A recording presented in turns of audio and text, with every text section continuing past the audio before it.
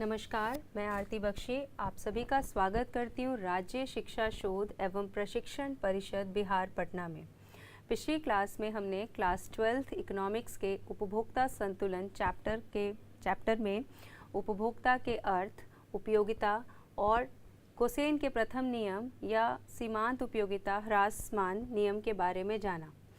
हम आगे आज गोसेन के द्वितीय नियम या समसीमांत उपयोगिता नियम के बारे में चर्चा करेंगे। तो इस नियम की चर्चा करने से पहले इस समसीमांत उपयोगिता नियम है क्या, इसकी परिभाषा को हम लोग देख लेते हैं। समसीमांत उपयोगिता का नियम, यदि इस नियम की डेफिनेशन की अगर हम बात करें तो इसे अधिकतम संतुष्टि का नियम या प्रतिस्थापन का नियम भी कहा जाता है। समसीमांत सिद्धांत का तात्पर्य है कि एक उपभोक्ता अपनी आय को, ठीक है, कोई भी उपभोक्ता अपनी आय को विभिन्न वस्तुओं पर इस तरीके से वितरित करेगा या बांटेगा कि उसे प्रत्येक वस्तु पर जो भी वो खर्च कर रहा है, ठीक है, प्रत्येक वस्तु पर खर्च किए गए धन की अंतिम इकाई से प्राप्त सीमांत उपयोगिता बराबर हो जाए। ठीक है, यानी कि जो उसको यूटिलिटी मिल रही है, यानी marginal utility of x commodity, मान लो किसी एक्स वस्तु का वो उपभोग कर रहा है, तो एक्स वस्तु के उपभोग से जो सीमांत उपयोगिता उसको मिल रही है, ठीक है, मार्जिनल यूटिलिटी ऑफ एक्स बराबर हो जाए किसके, जो वो धन खर्च कर रहा है, जो धन वो व्यय कर रहा है, अपनी आय का जो भाग वो उस वस्तु को खरीदने में व्यय कर रहा है, उससे मिलने वाली सीमांत उपयोगिता बराबर होनी चाहिए उस वस्तु से मिलने वाली सीमांत उपयोगिता के, यानी कि marginal utility of X is equals to marginal utility of money. Clear है? तो समसीमांत उपयोगिता का नियम हमको यही बताता है। अब समसीमांत उपयोगिता के नियम को हम गोसेन के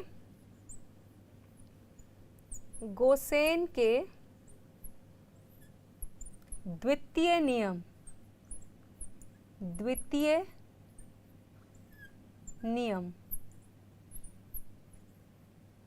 के नाम से भी जानते हैं, सेकेंड लॉ ऑफ गोसेन।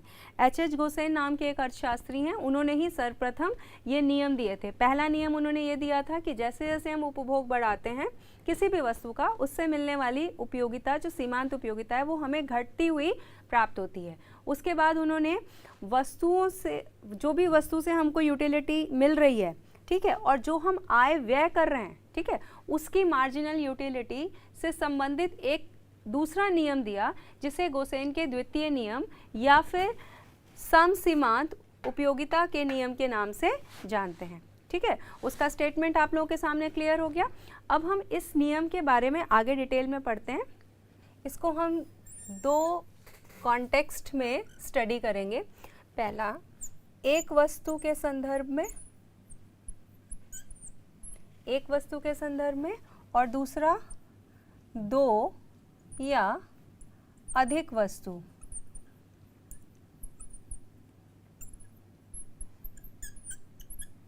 ठीक है, पहला केस है कि यदि उपभोक्ता एक ही वस्तु का उपभोग कर रहा है, ठीक है, तो उस केस में कब उपभोक्ता संतुलन की स्थिति में होगा उसको हम देखेंगे। और समटाइम्स ऐसा होता है कि उपभोक्ता एक साथ दो या दो से अधिक वस्तुओं का उपभोग कर रहा होता है, तो उस समय उपभोक्ता संतुलन की स्थिति कौन सी होगी उसको हम देखेंगे। तो सबसे पहले एक वस्तु की अगर हम बात करें तो इसके लिए हम एक टेबल बनाते हैं।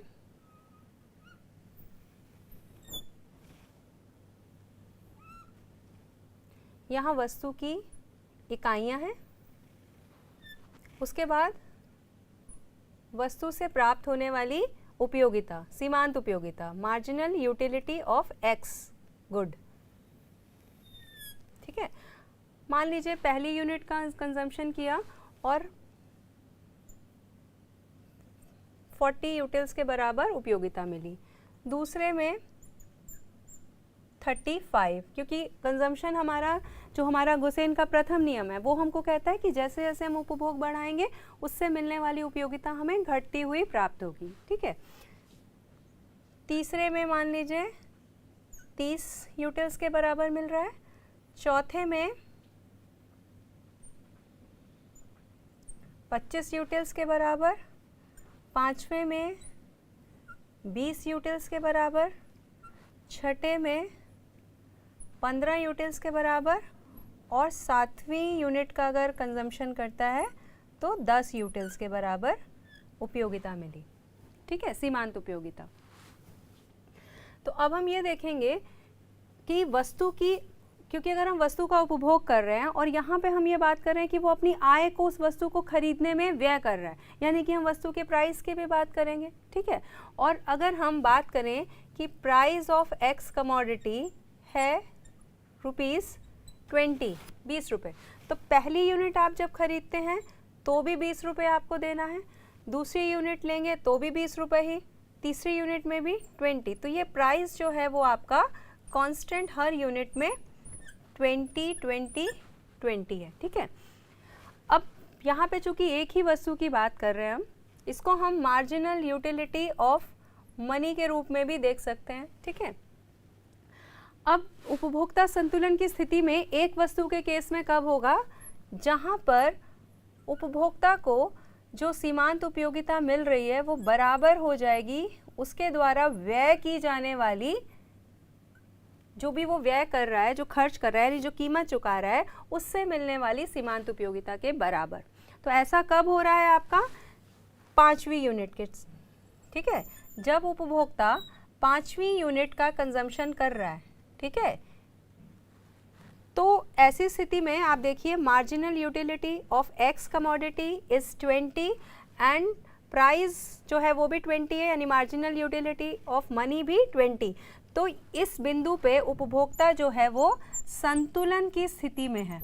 ठीक है, उपभोक्ता संतुलन की स्थिति में है।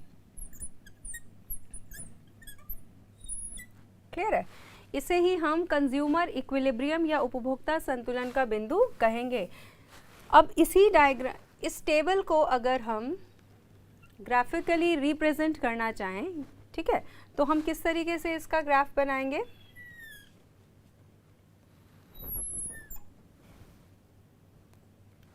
हम y एक्सिस पे हम मार्जिनल यूटिलिटी ऑफ x और दूसरा हम लेंगे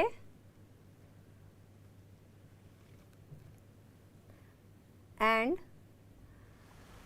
px, है ना, यानी कि या फिर हम बोले कि मार्जिनल यूटिलिटी ऑफ मनी। ठीक है, अब हम देखते हैं कि मैक्सिमम वैल्यू हमारी कितनी है और मिनिमम कितनी है। मैक्सिमम 40 है और मिनिमम 10 है। ठीक है, तो हम 5 के वेरिएशन में ले लेते हैं, 0 और 5, 10, 15, 20, 25, 30, 35 एंड 40।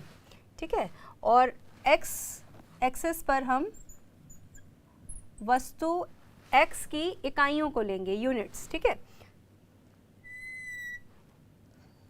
1, 2, 3, 4, 5, 6 एंड 7। ठीक है, तो सबसे पहले हम प्राइस ऑफ एक्स कमोडिटी कितना है, 20 रुपीज़ है। ठीक है, तो चाहे हम एक यूनिट लें चाहे हम सातवीं यूनिट लें, सब में कीमत तो सेम ही रहेगी। ठीक है, क्योंकि उपभोग तो एक ही निरंतर होना चाहिए, एक टाइम पे होना चाहिए। ठीक है, तो एक समय में तुरंत तो कीमत में परिवर्तन नहीं हो सकता है। ठीक है, तो इसलिए ये एक एक्स एक्सिस के पैरेलल लाइन हम खींच लेंगे। ठीक है, जो कि क्या दर्शाएगी, MUM। ठीक है, मार्जिनल यूटिलिटी ऑफ मनी या फिर प्राइस ऑफ एक्स कमोडिटी। ठीक है, अब हम लेंगे मार्जिनल यूटिलिटी ऑफ एक्स, इसको हम, इसकी वैल्यू को हम इस ग्राफ में प्लॉट करेंगे। पहली यूनिट में 40, फर्स्ट में 40, सेकंड में 35, थर्ड में 30, 4 में 25, 5 में 20, 6 में 15 एंड 7 में 10। ठीक है, अब इन्हीं पॉइंट्स को हम आपस में मिलाएंगे।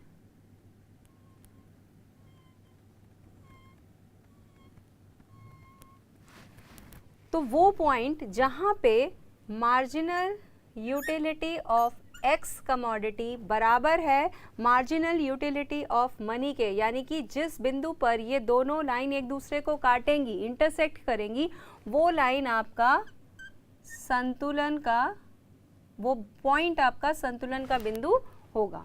ठीक है, इससे पहले की स्थिति में भी, इसके पहले की स्थिति की अगर हम बात करें, यानी अगर 4 यूनिट तक ही कंजम्पशन करता है मान लीजिए उपभोक्ता, ठीक है, तो उसको यूटिलिटी ज़्यादा मिल रही है, ठीक है, 25 मिल रही है, लेकिन वो खर्च कितना कर रहा है 20, लेकिन उसको संतुलन की बिंदु पे पहुंचने के लिए उसको वो कौन सा पॉइंट है जहां उसको मैक्सिमम सेटिस्फेक्शन मिलेगा। संतुलन मतलब वो बिंदु जहां पे उसे मैक्सिमम संतुष्टि मिल रही है, अधिकतम संतुष्टि। तो ये अधिकतम संतुष्टि तभी मिलेगी जब वो जितना व्यय कर रहा है उतनी उसको उपयोगिता मिल रही है, दोनों जहाँ पे बराबर होंगे तभी उसको अधिकतम संतुष्टि मिलेगी। यानी कि जब वो 4 यूनिट का उपभोग कर रहा है तब उसे मैक्सिमम संतुष्टि नहीं मिल रही है। ठीक है, 5वीं यूनिट में उसको जो उपयोगिता मिल रही है उपभोग से वो 20 यूटिल्स है, और जो उसकी मनी की उपयोगिता है वो भी 20 यूटिल्स है, तो दोनों एक दूसरे के बराबर हैं। ओके, तो ये जो है उपभोक्ता संतुलन का अधिकतम संतुष्टि का बिंदु है। इसके बाद मान लीजिए 6ठी यूनिट जो है अगर वो इसका उपभोग करता है तो आप देख रहे हैं कि क्या सिचुएशन है कि उसकी जो वो व्यय कर रहा है, ठीक है, व्यय वो ज़्यादा कर रहा है और उसको मिलने वाली उपयोगिता जो है वो उसे कम मिल रही है। तो इस बिंदु पे भी उपभोक्ता उपभोग करना पसंद नहीं करेगा, क्योंकि उपभोक्ता जो है वो विवेकशील प्राणी होता है। ठीक है, तो वो उसी बिंदु पे उपभोग करना पसंद करता है जहां पर उसे अधिकतम संतुष्टि प्राप्त होगी। तो अधिकतम संतुष्टि का बिंदु ई है, जहां पर उसको उस वस्तु के उपभोग से मिलने वाली उपयोगिता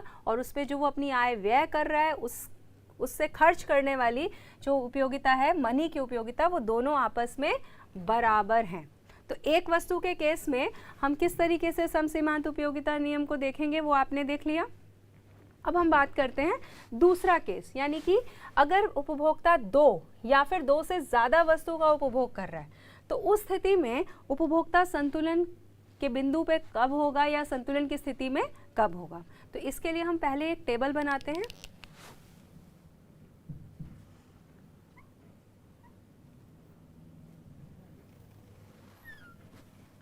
टेबल में सबसे पहले हम यूनिट्स लेंगे। ठीक है, 1 2 3 4 5 6 7। ठीक है, उसके बाद हम वस्तु X से प्राप्त होने वाली उपयोगिता को लेंगे। ठीक है, वस्तु X से प्राप्त होने वाली उपयोगिता,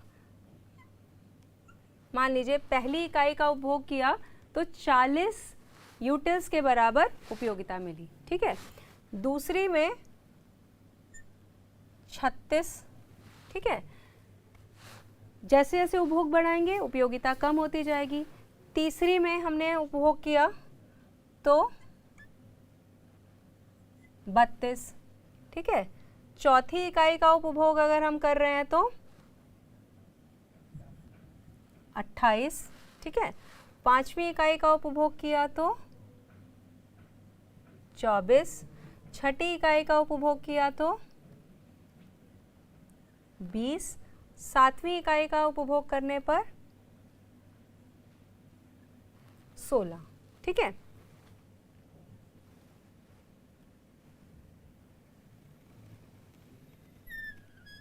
इसके बाद हम देखेंगे, चूंकि 2 वस्तु के उपभोग की बात हो रही है तो X वस्तु से मिलने वाली हमने उपयोगिता लिख दी।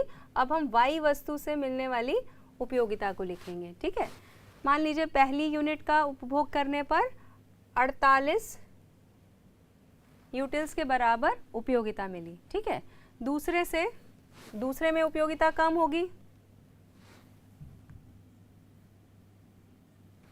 42। ठीक है, उपयोगिता हमारी कम होगी क्योंकि घटती हुई सीमांत उपयोगिता का नियम क्रियाशील हो रहा है।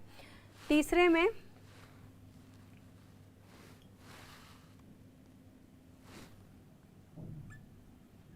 36, चौथे में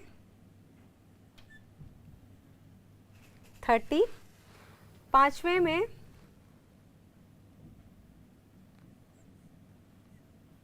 24, छठे में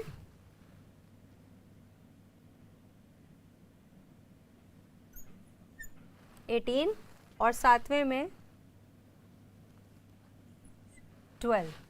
ठीक है, ये हमारी इस तरह से उपयोगिता हमें प्राप्त हुई। ठीक है, अब अगर वस्तु x और वस्तु y की कीमत एक ही है, ठीक है, यदि वस्तु x और वस्तु y की कीमत एक है तो दो वस्तु के केस में या अधिक में उपभोक्ता संतुलन की स्थिति में कब होगा? जब मार्जिनल यूटिलिटी ऑफ x बराबर होगी मार्जिनल यूटिलिटी ऑफ y, ठीक है, बराबर होगा मार्जिनल यूटिलिटी ऑफ मनी के। इस बिंदु पे उपभोक्ता संतुलन की स्थिति में होगा। ये कब होगा? जब कीमत x वस्तु और y वस्तु की एक समान है। मान लीजिए x वस्तु भी हमें 5 रुपये में मिल रही है और y वस्तु भी 5 में मिल रही है, तो ये कंडीशन अप्लाई होगी। लेकिन सामान्यतः ये देखा जाता है कि जब दो वस्तुओं का हम उपभोग करते हैं तो ऐसा ज़रूरी नहीं है कि हमेशा उसकी कीमत समान हो। ठीक है, अगर मान लीजिए हम इस केस की बात करें टेबल की, तो 5वीं यूनिट में x यूनिट से x वस्तु की 5 इकाइयों का उपभोग करने पर 24 यूटिल्स के बराबर उपयोगिता मिल रही है और y वस्तु की भी 5 यूनिट का उपभोग करने से 24 यूटिल्स के बराबर उपयोगिता मिल रही है। ठीक है, और यदि मार्जिनल यूटिलिटी ऑफ मनी भी मान लीजिए अगर कांस्टेंट 24 के बराबर हम अगर मानते हैं उसको, ये स्थिर होती है, अगर हम इसको 24 के बराबर मानते हैं तो उपभोक्ता इस 5वें बिंदु पर वो किस स्थिति में होगा? उपभोक्ता संतुलन की स्थिति में होगा। लेकिन प्रायः ये देखा जाता है कि कीमत दो वस्तुओं की भिन्न भिन्न होती है। ठीक है, तो मान लें कि प्राइस ऑफ x कमोडिटी बराबर है ₹2 के और प्राइस ऑफ y कमोडिटी बराबर है ₹3 के। ठीक है, वस्तु x 2 रुपये में मिल रही है उसकी एक इकाई और वस्तु y की एक इकाई 3 रुपये में मिल रही है और मार्जिनल यूटिलिटी अगर हम कांस्टेंट मान लें 14, ठीक है, ₹14 के बराबर, मतलब 14 यूटिल्स के बराबर, तो हमें इक्वेशन प्राइस अलग होने की स्थिति में उपभोक्ता संतुलन कब होगा? जब marginal utility of x divided by price of x बराबर होगी marginal utility of money divided by price of y is equals to MUM, marginal utility of money. ठीक है, ये बिंदु उपभोक्ता संतुलन का बिंदु होगा। यहाँ कब होगा? जब कीमत एक समान है, और ये कब होगा? जब कीमत अलग अलग है। ठीक है, तो अभी हम क्या करेंगे?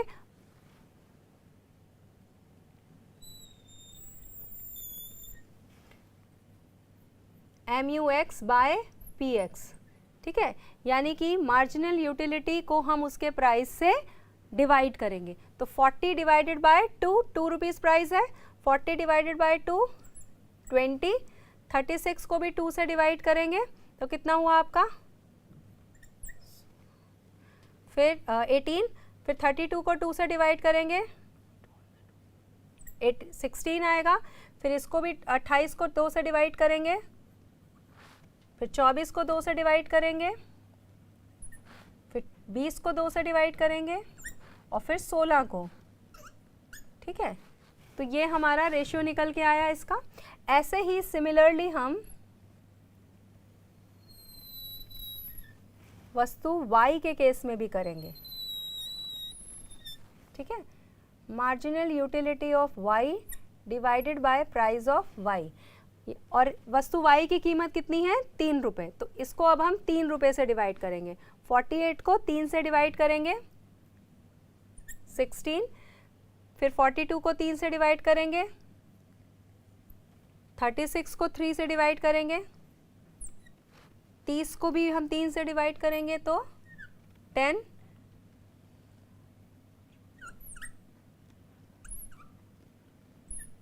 ठीक है, ये निकल के आया। अब हमको देखना है कि वो कौन सा बिंदु है जहाँ पे MUX by PX, MUY by PY और MUM ये तीनों एक दूसरे के बराबर हैं। MUM की वैल्यू कितनी है? 14। ठीक है, तो MUX PX 14 कब है? इस पॉइंट पर। ठीक है,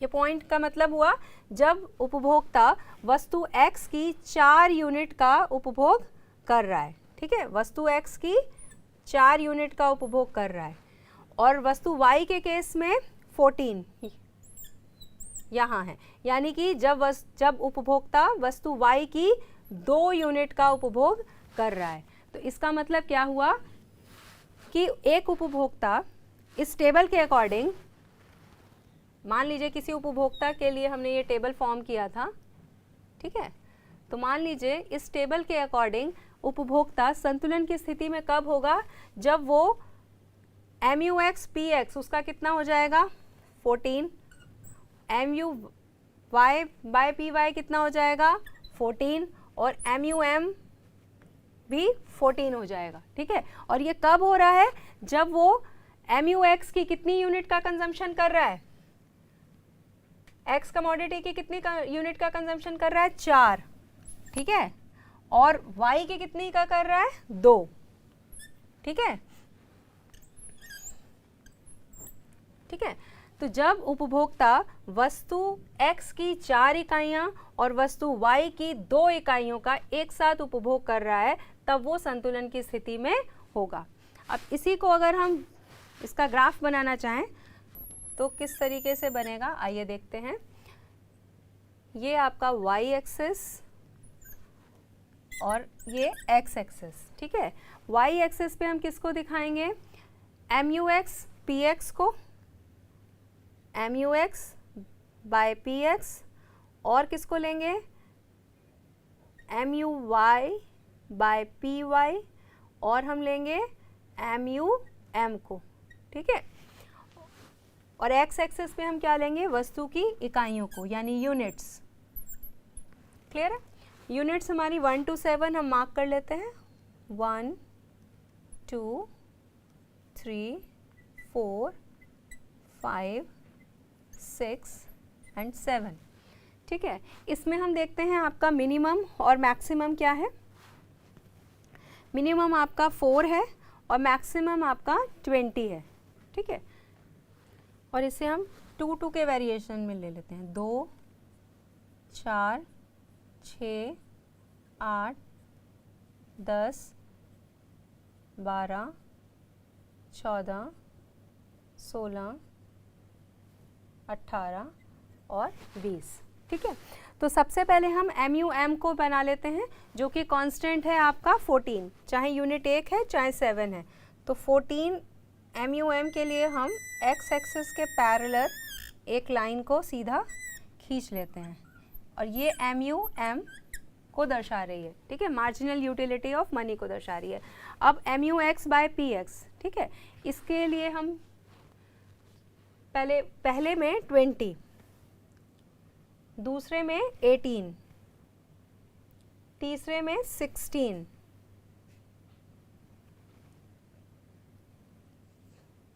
चौथे में 14, पांचवें में 12, छठे में 10, सातवें में 8। इसके सभी बिंदुओं को आपस में जोड़ लेंगे।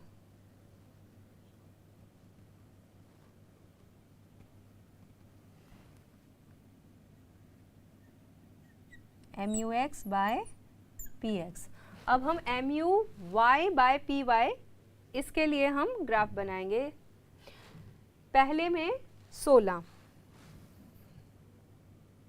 दूसरे में 14, तीसरे में 12, चौथे में 10, पांचवें में 8, छठे में 6 और सातवें में 4। इन सभी बिंदुओं को आपस में हम जोड़ लेंगे।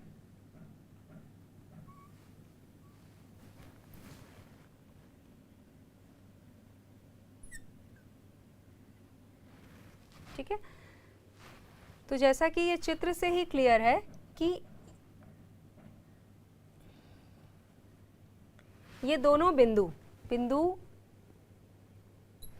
E और E1, ये दोनों बिंदु आपके उपभोक्ता संतुलन के बिंदु हैं, ठीक है।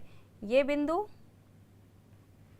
और ये बिंदु, दोनों बिंदु उपभोक्ता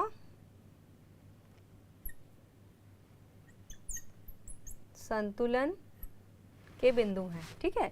इन बिंदुओं पर उपभोक्ता संतुलन की स्थिति में है। कब है? जब वह वस्तु Y की 2 यूनिट का उपभोग करेगा और वस्तु X की 4 यूनिट का उपभोग करेगा, ठीक है। तो कुल मिला के 2 वस्तुओं के केस में यदि प्रश्न पूछा जाता है समसीमांत उपयोगिता नियम को 2 वस्तुओं के केस में समझाइए, तो आपको इस टेबल और इस डायग्राम की हेल्प से इस क्वेश्चन को एक्सप्लेन करना होगा। तो बच्चों, हमने समसीमांत उपयोगिता नियम को एक वस्तु और 2 या 2 से अधिक वस्तुओं के केस में डिटेल में पढ़ा। अगर हम इनके संतुलन या उपभोक्ता संतुलन के बिंदु का फॉर्मूले की बात करें तो एक वस्तु के केस में जब X वस्तु से प्राप्त होने वाली सीमांत उपयोगिता बराबर हो जाएगी मार्जिनल यूटिलिटी ऑफ मनी के, तो उपभोक्ता संतुलन की स्थिति में होगा। 2 या 2 से अधिक वस्तु का अगर केस है तो मार्जिनल यूटिलिटी ऑफ X बराबर होगी यदि मार्जिनल यूटिलिटी ऑफ Y के, और बराबर होगा मार्जिनल यूटिलिटी ऑफ मनी के। सपोज इसमें एक वस्तु और है, 2 से ज़्यादा है, तो मार्जिनल यूटिलिटी ऑफ Y के साथ आप आगे लिख सकते हैं मार्जिनल यूटिलिटी ऑफ Z, ठीक है। अगर वस्तु की कीमत एक ही है, ठीक है, सेम प्राइस है, तब ये संतुलन का शर्त होगी। लेकिन यदि प्राइस अलग होते हैं, यानी X वस्तु की कीमत अलग है, Y वस्तु की कीमत अलग है, तो उस स्थिति में क्या हो जाएगा? Marginal utility of X divided bye PX बराबर होगा marginal utility of Y divided by price of Y बराबर होगा मार्जिनल यूटिलिटी ऑफ मनी के, ठीक है। तो कुल मिला के आज हमने क्लास में क्या क्या जाना? समसीमांत उपयोगिता नियम को एक वस्तु और 2 वस्तु के केस में स्टडी किया, और हमने ये देखा कि दोनों ही केस में, चाहे एक वस्तु हो या 2 से अधिक वस्तु हो, उपभोक्ता किस बिंदु पर संतुलन की स्थिति में होगा। तो उपभोक्ता संतुलन की स्थिति में तब होगा जब उसे अधिकतम संतुष्टि प्राप्त होगी या मिलेगी। उपभोक्ता संतुलन की स्थिति में कांस्टेंट रहना चाहता है, वहाँ से वो परिवर्तन नहीं चाहता है। तो बच्चों, इसी के साथ हमारे पिछली क्लास में हमने घटती हुई सीमांत उपयोगिता के नियम यानी गोसेन के प्रथम नियम को पढ़ा। आज की क्लास में हमने गोसेन के द्वितीय नियम या समसीमांत उपयोगिता नियम के बारे में पढ़ा। तो हमारा जो उपयोगिता का गणनावाचक दृष्टिकोण है उसे हमने कंप्लीट किया। उपयोगिता के गणनावाचक दृष्टिकोण का श्रेय प्रोफेसर एल्फ्रेड मार्शल को जाता है। उनके अनुसार उपयोगिता को हम माप सकते हैं, ठीक है, और मापने के लिए उन्होंने जो नियम बताए उनको हमने अपनी आज की क्लास में एक्सप्लेन किया।